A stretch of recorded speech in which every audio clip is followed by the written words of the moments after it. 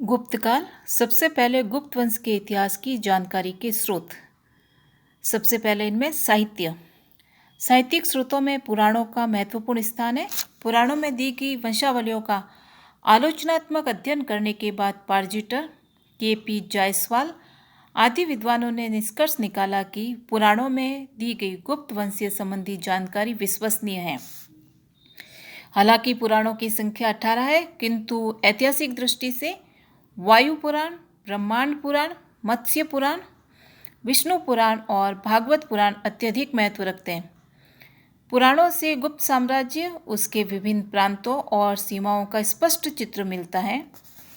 साम्राज्य के अखंड भागों तथा उसके प्रत्यक्ष कार्य क्षेत्र से बाहर के प्रदेशों में अंतर रखा गया है। राजाओं तथा छोटे छोटे राजवंशों के नाम ज्ञात करने तथा उनकी समता स्थापित करने में पुराणों से सहायता मिलती है। साम्राज्य के अंदर के राज्यों तथा स्वतंत्र राज्यों के अभ्युदय का समय निश्चित करने में भी वे सहायक हैं। पुराणों से ही ज्ञात होता है कि चंद्रगुप्त प्रथम प्रयाग, साकेत तथा मगध में राज्य करता था। समुद्रगुप्त के राज्य के पूर्वार्ध में उसके समकालीन शासकों जैसे नाग तथा वाकाटक वंश, सिंध तथा पश्चिमी पंजाब में शक आदि का पूर्ण विवरण भी पुराणों से प्राप्त होता है। दूसरा, धर्मशास्त्रों से भी बहुत सी लाभदायक सामग्री प्राप्त होती है। जायसवाल का मानना है कि नारद का समय पूर्व गुप्त काल था और संभवतः बृहस्पति भी पूर्व गुप्त काल में ही जीवित रहा।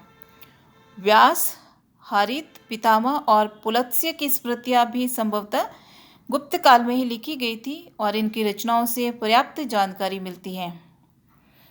अगला है कामंडक नीतिसार। इसकी रचना संभवतः चंद्रगुप्त द्वितीय के समय में उसके प्रधानमंत्री शिखर ने की थी। इस पुस्तक का उद्देश्य राजा को आदेश देना था या उपदेश देना था।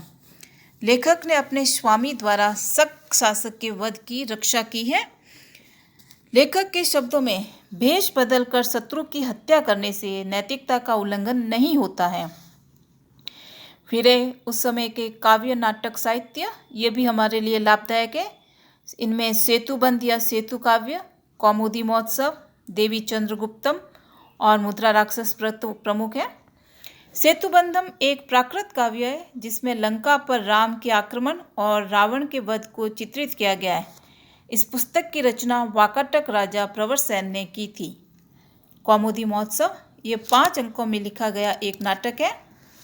कुछ विद्वानों का मानना है कि इस पुस्तक की रचना किशोरिका ने की थी और कुछ अन्य इसे वज्जिका द्वारा लिखित मानते हैं।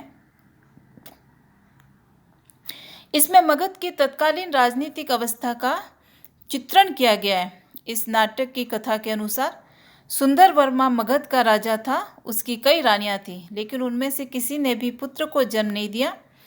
जब वह बूढ़ा होने लगा तो उसने चंद्रसेन को अपना दत्तक पुत्र बना लिया और वह मगध कुल का था। उसकी पत्नी लिच्छवी जाति की थी। लिच्छवी मगध के राजवंश के पुराने शत्रु थे। नाटक में लिच्छवियों को मलेच्छ कहा गया है। चंद्रसेन को गोद लेने के बाद सुंदर वर्मा के एक पुत्र हुआ जिसका नाम उसने कल्याण वर्मा रखा। राजा अपने पुत्र को बहुत चाहने लगा। चंद्रसेन को यह अच्छा नहीं लगा और उसने अपने पोषक पिता के विरुद्ध विद्रोह कर दिया। युद्ध में सुंदर वर्मा की मृत्यु हुई और चंद्रसेन राजा बन गया। प्रधानमंत्री मंत्रगुप्त तथा सेनापति कुंजारक को यह मान्य नहीं था। उन्होंने अपने स्वर्गीय राजा के वास्तविक पुत्र का पक्ष लिया। उसे बहुत दूर एक सुरक्षित स्थान पर ले जाया गया जहां वह कई वर्ष रहा। प्रधानमंत्री तथा सेनापति अनुकूल अवसर की प्रतीक्षा करने लगे और जब उसे सिंहासन पर बिठाया जाए। सीमांत प्रदेश में एक विद्रोह दबाने के लिए चंद्रसेन को राजधानी छोड़नी पड़ी और चंद्रसेन के अनुपस्थिति में कल्याण वर्मा को राजधानी लाया गया। चंद्रसेन को गद्दी से उतारकर कल्याण वर्मा को राजा बना दिया गया। कहा गया है कि चंद्रसेन ही गुप्त वंश का चंद्रगुप्त प्रथम था। डॉक्टर दीक्षित के अनुसार इस नाटक में गुप्त वंश की उत्पत्ति तथा उन्नति पर पर्याप्त प्रकाश डाला गया है। देवी चंद्रगुप्तम यह एक राजनीतिक नाटक है और इसकी रचना का श्रेय मुद्रा राक्षस के लेखक विशाख दत्त को दिया जाता है। इस नाटक की पूर्ण प्रति प्राप्त नहीं हो सकी है। कुछ लेखकों के द्वारा दिए गए फुटकर उद्धरण ही प्राप्त हुए। अभिनव गुप्त ने इसके उद्धरण अभिनव भारती में दिए, भोज ने श्रृंगार प्रकाश में, रामचंद्र ने न्याय दर्पण में और सागर नंदी ने नाटक लक्षण रत्नकोश में इसके उद्धरण दिए हैं। इन पुस्तकों में दी गई जानकारी को एकत्र करके देवी चंद्रगुप्तम की पूर्ण प्रति बनाई जा सकती है। नाट्य दर्पण से प्राप्त ज्ञात होता है कि रामगुप्त चंद्रगुप्त द्वितीय का बड़ा भाई था। अंतपुर में रानी का सेवक माधव सेन था। राजकुमार चंद्रसेन रानी का प्रेमी बन गया। शकपति रामगुप्त का शत्रु था।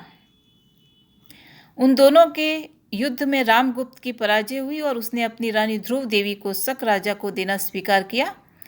बताया जाता है कि रामगुप्त ने यह शर्त अपने मंत्रियों के परामर्श से स्वीकार की, जनता के परामर्श से नहीं। राजकुमार चंद्रगुप्त ने शक राजक की हत्या करने का संकल्प लिया और अंत में उसने ध्रुव देवी का भेष बनाया और शक शासक की उसी के शिविर में हत्या कर दी। यह साहस का कार्य था और चंद्रगुप्त अपने उद्देश्य में पूर्णतः सफल रहा। शक शासक की हत्या के पश्चात चंद्रगुप्त ने रामगुप्त का भी वध करने की ठानी और ऐसा करने के बाद वह स्वयं राजा बन गया। विशाखदत्त का मुद्रा राक्षस, इससे भी लाभदायक जानकारी मिलती है। मुख्य कथा वस्तु तो चंद्रगुप्त मौर्य तथा कौटिल्य द्वारा मौर्य वंश की स्थापना से संबंधित है, किंतु ऐसा प्रतीत होता है कि विशाखदत्त ने अपने समय में गुप्त वंश की स्थापना से संबंधित घटनाओं का भी उल्लेख किया। यह नाटक कूटनीति और राजनीति से भरपूर है। गुप्त काल में राजा के धर्म तथा जनता की धार्मिक स्थिति पर भी प्रकाश पड़ता है। फिर है फायान द्वारा लिखित विवरण। फायान के विवरण से भी पर्याप्त जानकारी मिलती है।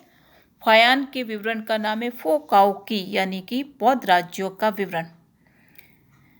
प्याल, लैंग तथा गायल्स ने इसका अनुवाद अंग्रेजी में किया है। फायान का भारत आने का मुख्य उद्देश्य था बौद्ध पुस्तकों तथा किंवदंतियों की खोज करना, किंतु उसने तत्कालीन सामाजिक तथा धार्मिक स्थिति का भी पर्याप्त जानकारी दी है। उसने नगरों तथा नागरिकों के धन तथा समृद्धि का उल्लेख किया है। राज्य तथा अन्य परोपकारी संस्थाओं द्वारा चलाए गए निःशुल्क चिकित्सालयों का भी उसने वर्णन किया है।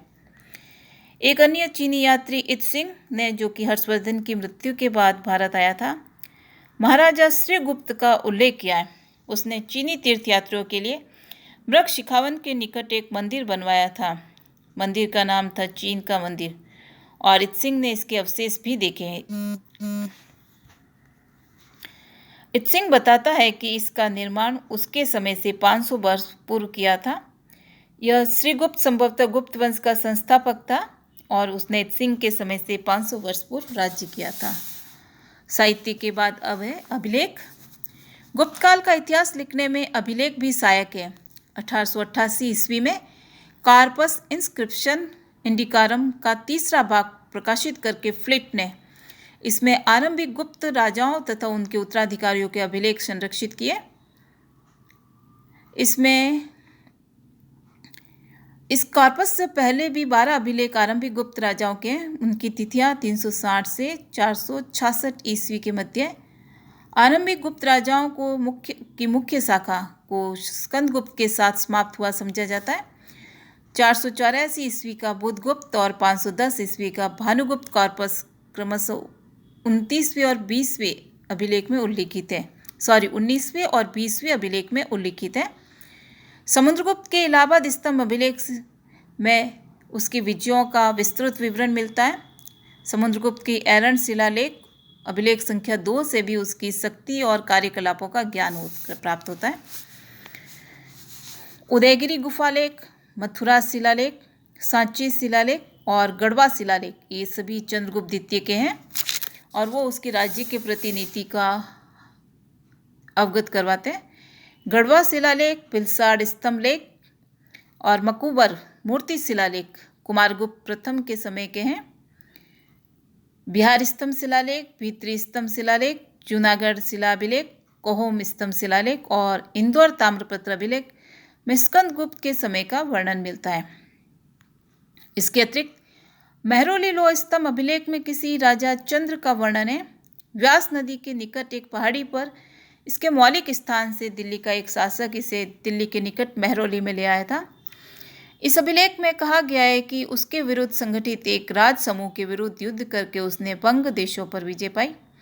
सिंधु नदी के 7 मुखों को पार करके युद्ध करके उसने वाहलिकों पर विजय पाई और उसने अपनी विजय ख्याति दक्षिणी समुद्रों तक पहुंचाई।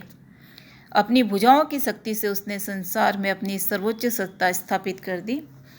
बहुत से इतिहासकारों ने इस राजा चंद्र का समानीकरण गुप्त वंश के शासक चंद्रगुप्त द्वितीय से किया है। स्कंदगुप्त के भीतरी स्तंभ अभिलेख में उसके पिता कुमारगुप्त प्रथम के समय पुष्यमित्रों और संभवतः हुणों के साथ ही स्कंदगुप्त के युद्ध का विवरण है। इस अभिलेख से स्कंदगुप्त के कार्यकलापों का वर्णन प्राप्त होता है। इसमें बताया गया है कि उसने आक्रमणकारियों को बुरी तरह पराजित किया और विजय होकर वापस राजधानी लौटा। मोहरे मुजफ्फरपुर जिले में वैशाली से बहुत बड़ी संख्या में गुप्त मोहरें प्राप्त हुई है। चंद्रगुप्त द्वितीय की रानी महादेवी ध्रुव स्वामिनी की मोहर भी प्राप्त हुई है। यह महाराज गोविंद गुप्त की माता थी।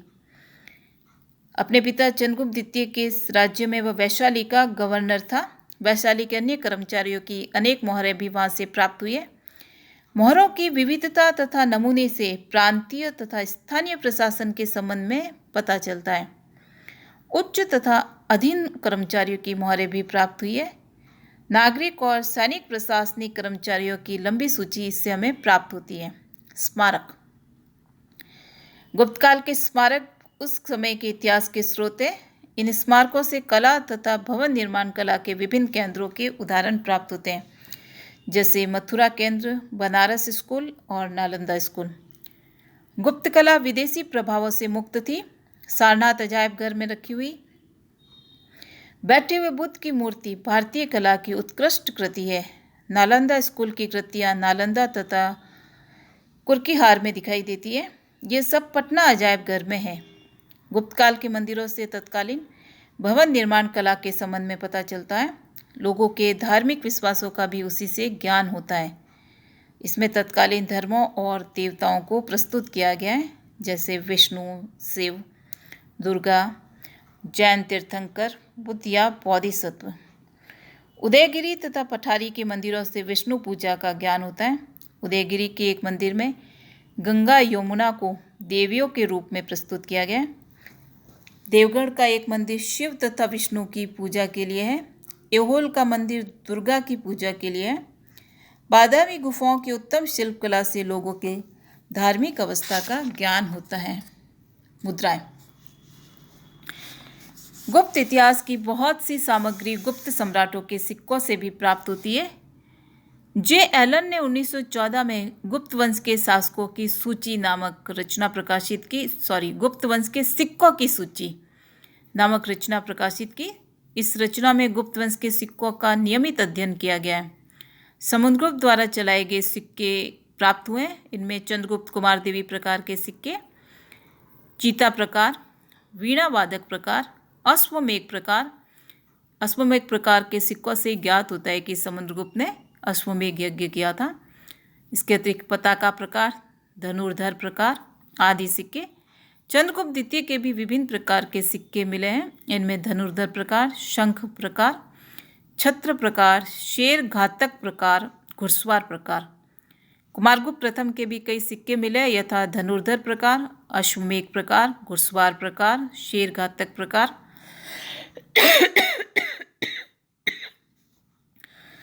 चीता प्रकार, हाथी सवार प्रकार आदि। स्कंदगुप्त के धनुर्धर प्रकार के सिक्के मुख्यतः सोने के हैं। सिक्कों के मुद्रा लेखों से कवि की श्रेष्ठता झलकती है। चंद्रगुप्त द्वितीय ने चांदी के सिक्के केवल उन्हीं प्रदेशों के लिए चलाए जो पहले पश्चिमी क्षत्रपों के अधीन थे, किंतु बाद में चांदी के सिक्के गृहपालितों के लिए भी चला दिए गए। इन्हीं सिक्कों से चंद्रगुप्त द्वितीय की क्षत्रपों पर विजय भी द्योतक होती है।